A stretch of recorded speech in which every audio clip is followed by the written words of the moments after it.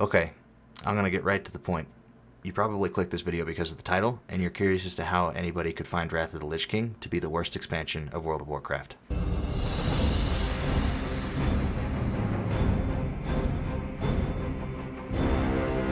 First off, I'd like to say that Wrath of the Lich King is actually one of my favorite expansions, second only to Burning Crusade. After having said that, you're probably wondering, why is he making this video? And the answer is pretty simple. It's an interesting thought experiment, and as I dug more into it, there's some truth to it. However, that doesn't change the fact that Wrath of the Lich King is still my second favorite expansion. Now that World of Warcraft has been out for so long, we can look at the past and how that's affecting the present, and where the game could be headed in the future. See where certain systems came from, how they changed the game for the better or the worse. Was on the eve of WoW's second expansion, Wrath of the Lich King. Oh yes, dude. You shall be king. That's the best one. This is the best one, dude. Played the game. So at this point, I should probably explain why Wrath of the Lich King is the worst expansion in World of Warcraft's history. And I believe it is because of one simple point. It was the beginning of the end. There was new technology that the team had invested in around this time called phasing that let players' actions, in effect, influence the world around them. So whereas before there was always a pretty heavy element of suspension of disbelief, where you would rescue a prisoner from the villain's lair and have the prisoner thank you, but then because of the conceits of the massively multiplayer world, a couple of minutes later the prisoner would be back in their cage for someone else to rescue because it was just a shared world. So in that last clip, Ian Hezekostas is essentially saying that they implemented phasing to improve the single-player experience of World of Warcraft, and it did a brilliant job of that. But World of Warcraft is an MMO, not a single-player game. So Ian goes on to talk about how you had to have a pretty heavy suspension of disbelief before the phasing was implemented, because you might go do something that should change the world, but it technically didn't, because after you completed the quest, it just went back to the way it was so that the next person could come along and do the same thing that you had just done. And in effect, he's right, but when you look at the game today, you see things like this, where every paladin has an Ashbringer. You have to have an extreme suspension of disbelief to be put in a world where everybody is the savior, everybody is the hero. Another thing that they did in Wrath of the Lich King was try to give everybody an ease of connection that we didn't have in previous iterations of the game, like Burning Crusade and Classic. Over the course of Wrath of the Lich King, we continued to expand upon features and tried to create new ways for players to play the game with each other. And one of the biggest changes ever introduced to World of Warcraft was the Dungeon Finder feature. Ah, no! Patch 3.3. It was a matchmaking No! service. It was something that's probably pretty routinely found in games today. It allowed you to quickly find other players interested in doing the same content that you were looking to do. That is a terrible idea.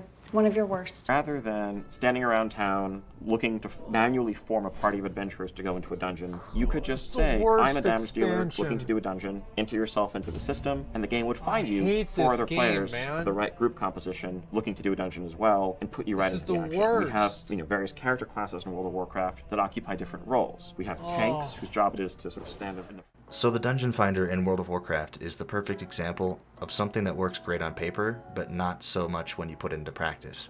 Because while it does what it says it's going to do, and it makes it easier to find a group and get through the content that you're trying to get done, it also takes away the social aspect of putting that group together, and that is where friendships are formed to begin with. One of the most important aspects of an MMO is the social atmosphere and the friends that you make while playing these games. And when you start taking away the spaces where people are making those friends, you're chipping away at the foundation of the game itself.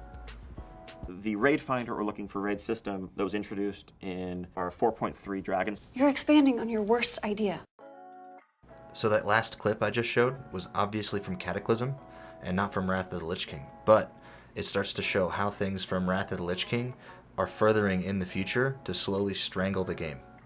One of the things that people don't realize when they look back at Wrath of the Lich King is it's the first expansion that started dumbing down the individual character progression over the course of an expansion. When you look back at Burning Crusade and Classic World of Warcraft, you see an extremely complex progression chart that meant you always had something to do when you logged in. A lot of this dumbing down was done through the use of achievements, because now Blizzard could say, go here, do this, and it would waste your time, and that's about all it would do, because you wouldn't get much from it. You might get a mount, you might get a title, but in the end, it's not real content. So content like this is bad for a few reasons, but the main reason is because of its extreme diminishing returns. Eventually, you've given people so many titles and so many mounts that you put a new title in the game or a new mount in the game, and people are just like, why do I care? So I want to go back and talk about phasing again. The reason why I didn't talk about this earlier is I wanted to give more time for the footage of me running through the Wrath of the Lich King zones to be shown, so I could make a better point. To make this point, I'm going to ask one simple question. What is the one thing I haven't come across while running through these zones? Now, the answer is really simple. Other players. And that's caused mainly by phasing. Now, yes, this content is old, and most people have played through this content by this point, obviously, and are not actively playing through it currently. So the majority of the player base is not here, so you wouldn't expect to see very many players in this area.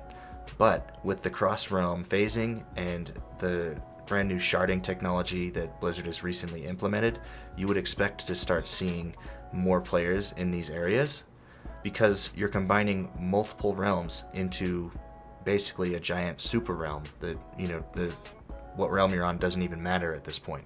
The main issue with phasing is that I've done certain quests in this area that other people have not, or they've done quests in this area that I have not, that have an effect on the world because they wanted to create a better single player experience while leveling up. Now, back in Wrath of the Lich King when it was first released, it wasn't uncommon for a friend to be like, hey, I need some help, or I need help with this quest, could you come help me out? And you go back, having already done this quest, to see if you can help them out, to just find out that you can't even see them. You can't help them, there's nothing you can do because you're in a different phase. At this point in Legion, most of these issues have been fixed, so you don't really have that issue of wanting to go back and help a friend, but you can't because you're in a different phase.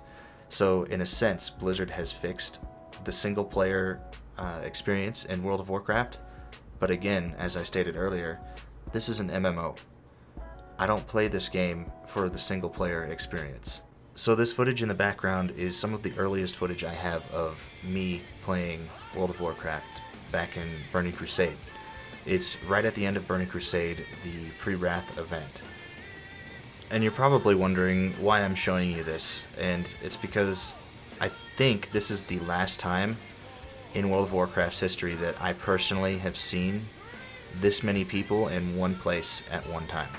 So what's so cool about this is not necessarily the nostalgia factor that it brings if you played during this time, but the fact that everybody here is on the same server, working towards the same goal at this, at the same time. And it's something you don't get in today's version of World of Warcraft, because yes, the single player of the game has been fixed and is much better than what it was, but at the cost and expense of moments like this.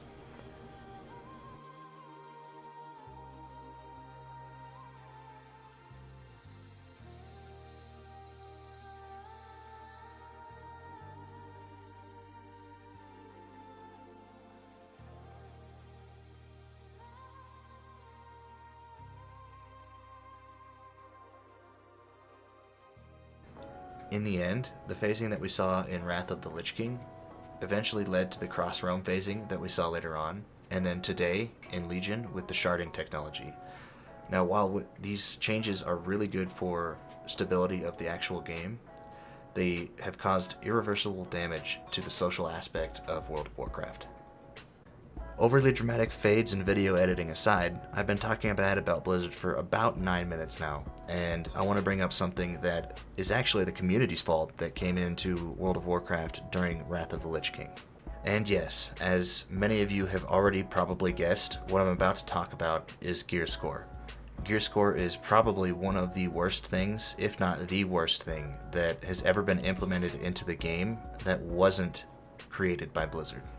So, gear score, or item level as it's known today, actually started out as an add-on back in Wrath of the Lich King before Blizzard broke it, and eventually ended up implementing their own version of gear score, which was item level.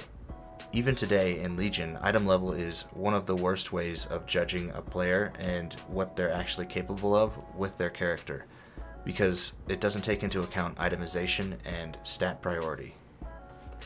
So those two reasons just kind of scratch the surface as to why gear score was bad and why item level continues to be bad to this day.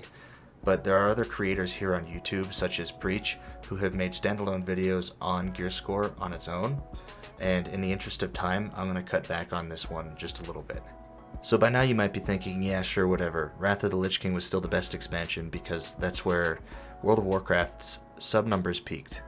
And you're right. If you look at this chart here, you'll see that Wrath of the Lich King, or the sub-numbers over time peaked in Wrath of the Lich King. But you'll also see the sub-numbers over time of World of Warcraft forming sort of a bell curve, where you start out low, you rise kind of fast, and slowly arc out to the peak. And Wrath of the Lich King, at its best, did nothing more than maintain. With the extreme growth we saw in Classic and Burning Crusade, and then the plateau we hit in Wrath of the Lich King, Blizzard should have known that they were doing something that people didn't like. And in my opinion, the only reason that Wrath of the Lich King was able to maintain the subscriber base the way it was is because of the friendships that people had made from Classic and Burning Crusade. There have been many other systems introduced to World of Warcraft that are causing just as much harm to the game right now as the things that I've listed in this video already. But the reason why Wrath of the Lich King is the worst expansion in World of Warcraft is because it was the beginning of the end. Hey guys, thank you for watching. This was my first video on this channel. Let me know what you think. I plan on making some more videos just like this one. Make sure you leave a comment in the comment section below to let me know what you thought of the video, what you thought of what I said, how much you agree, how much you disagree, anything. Also, I will leave a link to my Twitch channel in the description. I'll be streaming on Twitch quite often, so go check that out, and I'll see you next time.